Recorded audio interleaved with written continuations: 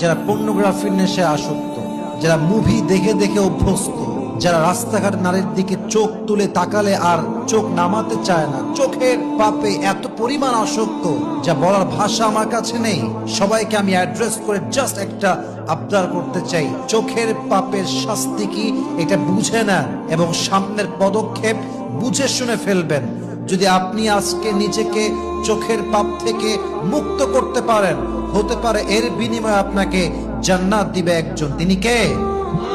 চোখের পাপের সবচেয়ে বড় আযাব হচ্ছে লস অফ ব্লেসিং ইন রিজিক, রিজিকের বরকত হারিয়ে যায়। যে চোখের পাপে আসক্ত, যে পর্নোগ্রাফির নেশায় আসক্ত, যে যুবক, যেই মেয়ে অশ্লীল ভিডিও দেখাতে আসক্ত, তাদের জীবনের বড় একটি আযাব হচ্ছে তাদের জীবনের রিজিকের বরকতটা আল্লাহ তাআলা উঠিয়ে নেবেন। মাথায় রাখবেন, রিজিক হচ্ছে আল্লাহ তাআলার দেওয়া সবচাইতে বিশাল বড় নিয়ামত। আল্লাহর হাবিব বলেছেন, ইযা কুনতা ফি নি'মাতিন ফারআহা ফাইন্না যুনুব তাসিলু নি'আম।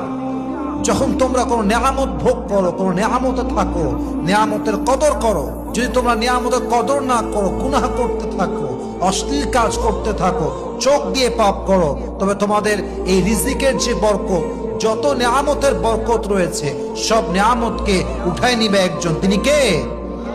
আল্লাহু ইয়াবসুতুর রিজকা লিমান ইয়াশাউ ওয়া ইয়াকদির।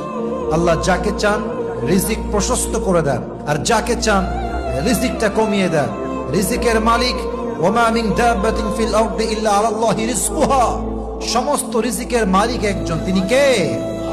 অতএব মেহেরবানি করে চোখের পাপ করবেন না। চোখের পাপ করলে আপনার রিজিকের বরকত উঠে যায়।